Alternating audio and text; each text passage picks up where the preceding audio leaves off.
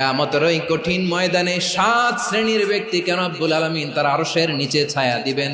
তার মধ্যে প্রথম শ্রেণীর ব্যক্তি হলো ইমামুন আদিল, যে ইনসাফের সাথে বিচার করে, যে জাস্টিস সমাজে সার্ভ করে, যে সুশাসন নিশ্চিত করে, ওই ইমামুন আদিল। আদিল শব্দটা বুঝছেন না? ইন্নাল্লাহা ইয়া'মুরু বিল আদল, পাইছেন?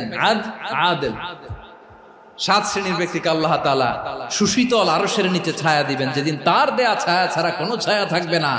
এর প্রথম হচ্ছে ইমামুন আদিল, ন্যায়পরায়ণ শাসক। চিল্লায় বলেন সুবহানাল্লাহ।